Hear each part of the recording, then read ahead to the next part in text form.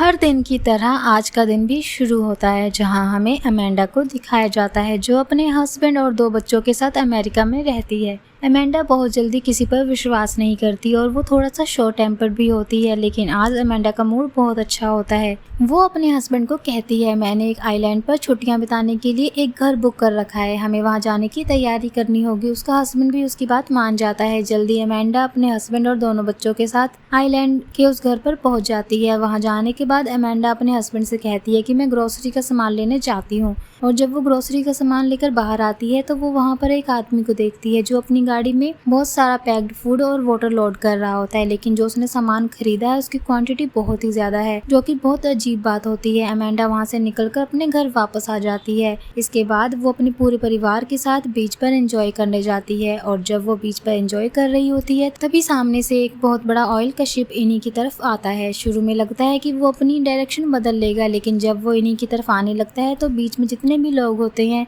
अपनी जान बचाकर वहां से भागते हैं। ये बहुत ही अजीब घटना होती है। इसके बाद सिक्योरिटी से पता चलता है कि ना सिर्फ ये ऑयल शिप बल्कि बहुत सारे शिप्स इसी तरह से बीच पर आ गए हैं। अमेंडा इसके बाद अपने परिवार के साथ घर वापस आ जाती है। घर वापस आने के बाद इन्हें पता चलता है कि इंटरनेट नहीं चल रहा, यानी कि ऑनलाइन फूड नहीं मंगवा सकते। बच्चों के सोने के बाद अमेंडा जब अपने हस्बैंड के साथ नीचे होती है तभी कोई इनके दरवाजे पर नॉक करता है, और जब ये दरवाजा खोलते हैं तो बाहर एक आदमी अपनी बेटी के साथ होता है। वो बताता है कि मेरा नाम स्कॉट है, ये मेरा घर है, मैं शहर में रहता हूँ, लेकिन शहर में अचानक से लाइट चली गई, इसलिए मुझे अपनी बेटी के साथ यहाँ पर आना पड़ा। मैं जानता हूँ कि तुमने इस घर को रेंट करने के लिए पैसे दिए हैं, मैं तुम्हारे पैसे वापस लौटा दूंगा, बस मुझे आज रात बेसमेंट में रहने दो। अमेंडा को उस पर विश्वास नहीं होता, इसलिए पहले वो अपने हस्बैंड से अकेले में बात करती है। उसका हस्बैंड कहता है कि मुझे लगता है कि ये लोग सच कह रहे हैं। इसके बाद स्कॉट की बेटी टीवी चलाती है, पर टीवी पर कोई चैनल नहीं आ रहा होता। हर चैनल पर एक ही चीज लिखी होती है, अनरिकॉग्नाइज्ड इमरजेंसी अलर्ट। अमांडा समझ जाती है कि स्कॉट सच कह रहा है। स्कॉट के चेहरे पर साफ साफ परेशानी देखी जा सकती थी। दरअसल स्कॉट गवर्नमेंट ऑफिसर है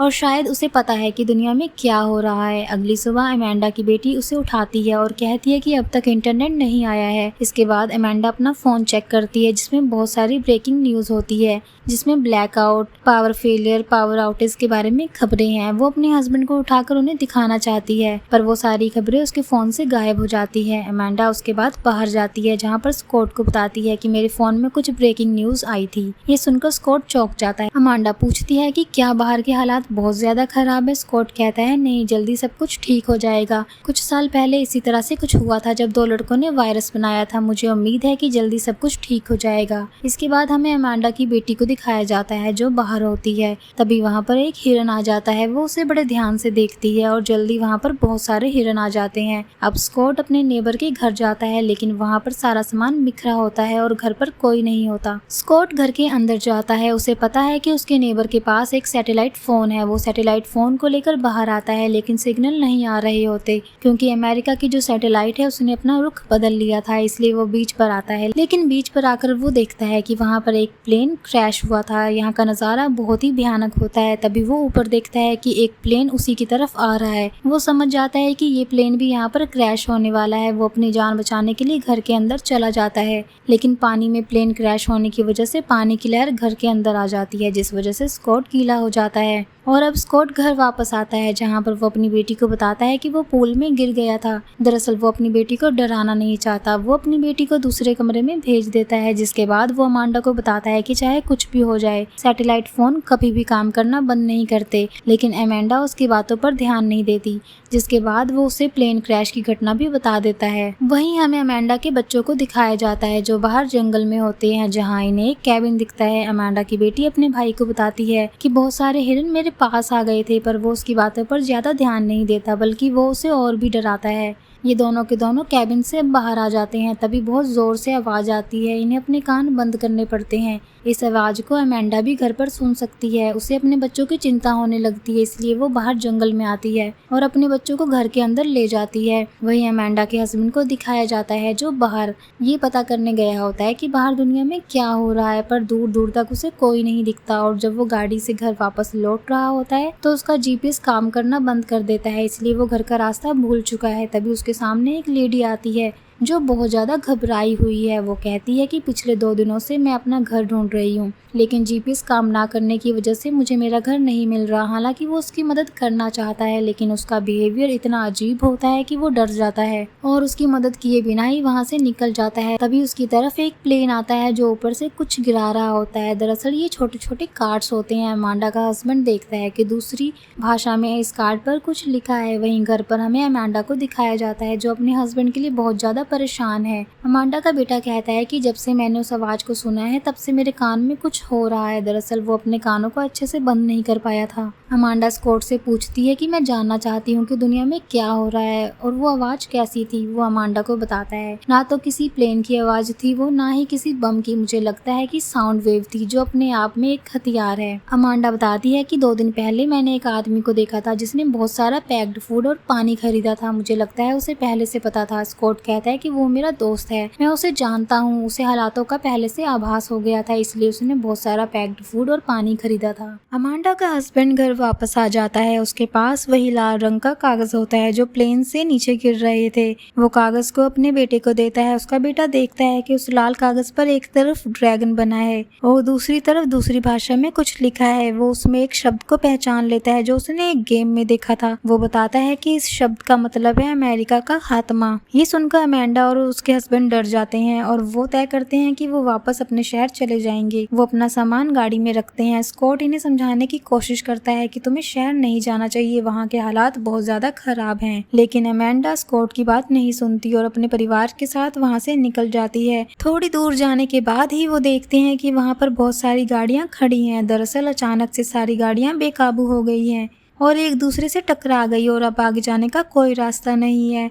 दरअसल गाड़ियों के जो सिस्टम है उनमें भी अब खराबी आ रही है। तभी अमेंडा देखती है कि पीछे से एक व्हाइट कार इनकी तरफ आ रही है। वो जल्दी से अपने परिवार के साथ गाड़ी में बैठती है और अपनी गाड़ी को वहां से हटा लेती है जिससे उनकी जान बच जाती है। और अब अमेंडा अपने पूरे परिवार को लेकर एक बार फिर से स्कॉट के घर आ जाती है। स्कॉट अमेंडा के साथ बैठा होता है जबकि स्कॉट की बेटी और अमेंडा का हस्बैंड बाहर होते हैं। तभी वो देखते हैं कि पूल में बहुत सारे फ्लेमिंगो आ चुके हैं जो कि अपने आप में बहुत अजीब बात होती है। अंदर स्कॉट और अमेंडा होते हैं। स्कॉट अमेंडा को बताता है कि मेरा एक दोस्त है जो कि बहुत अमीर है। उसे इस तरह की सिचुएशंस के बारे में पहले से पता चल जाता है, इसलिए उसने इस तरह की सिचुएशन से बचने के लिए बहुत बड़े बड़े और आलिशान घर बनाए हैं। अभी वो अजीब सी आवाज एक बार फिर से आना शुरू हो जाती है। ये आवाज बहुत तेज होती है। सबके सब अपने कान बंद कर लेते हैं, लेकिन आवाज इतनी तेज होती है कि घर की चीजें भी टूट जाती हैं। बहुत देर के बाद आवाज बंद होती है और अब सबके सब डर चुके हैं। रात को अमेंडा का पूरा परिवार एक ही बेड पर सोता है।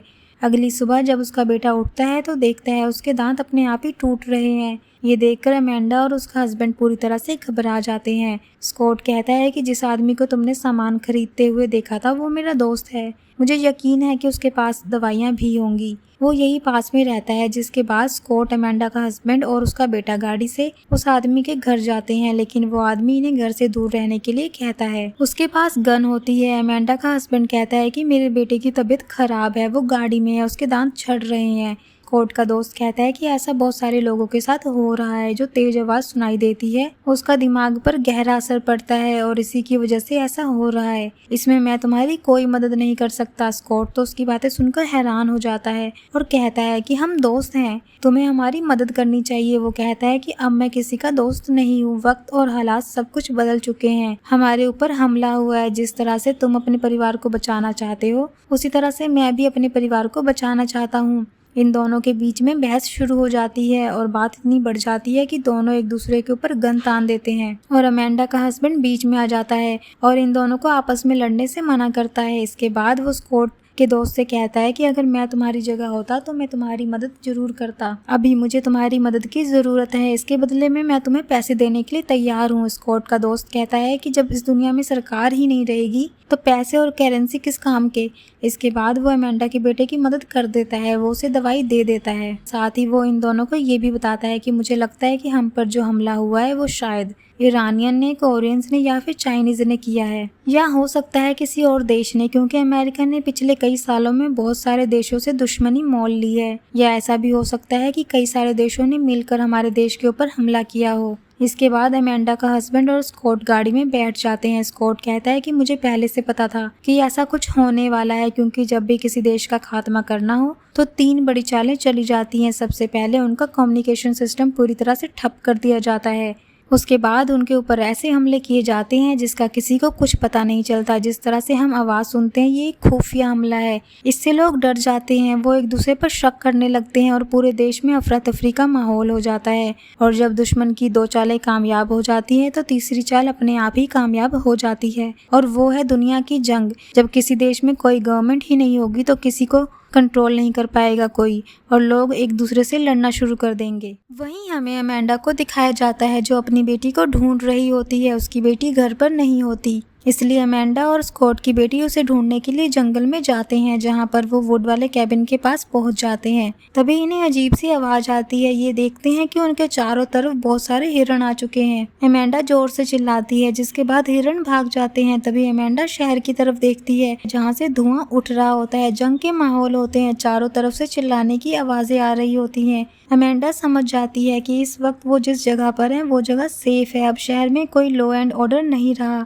वो बहुत ज़्यादा डर चुके हैं, इसलिए वो एक दूसरे को लूट रहे होते हैं, मार रहे होते हैं। वही हमें अमेंडा की बेटी को दिखाया जाता है जो एक घर में जाती है जहाँ पर उसे खुफिया बंकर मिलता है। वो उस बंकर के अंदर चली जाती है जहाँ पर खाने पीने की बहुत सारी सप्लाई होती है। यहाँ पर लाइट भी है, साथ ही उसे यहाँ पर फ्रेंड्स की DVD मिलती है। इसे देखकर वो बहुत ज़्यादा खुश हो जाती है, क्योंकि वो इसके सभी एपिसोड्स देख चुकी थी, बस उसे आखिरी एपिसोड देखना था और अब वो उस एपिसोड को भी देख लेगी। दरअसल ये घर और ये बंकर वही होता है जिसके बारे में स्कॉट ने बताया था कि उसका एक दोस्त है जो कि बहुत अमीर है और उसे इस तरह के खतरों के बारे में पहले से आभास था, इसलिए उसने एक बंकर बनाया है जहाँ पर खाने पीने और रहने की बहुत सप्लाई है और ये जगह पूरी तरह से सेफ है। और अब अगर अमेंडा की बेटी भी यहाँ पर आ चुकी है तो अमेंडा का पूरा परिवार भी स्कॉट के साथ यहाँ पर आ जाएगा और वो पूरी तरह से सुरक्षित यहाँ पर रह सकते हैं। इसी के साथ ही कहानी यहीं पर खत्म हो जाती है। आपको क्या लगता है कि ये हमला किसने किया था? कमेंट बॉक्स में जरूर लिखिएगा। तो उम्मीद करती हूँ कि आपको कहानी पसंद आई होगी। वीडियो पसंद आई है तो वीडियो को लाइक कर दीजिए और अगर चैनल पर नए हैं तो उसे सब्सक्राइब कर लीजिए।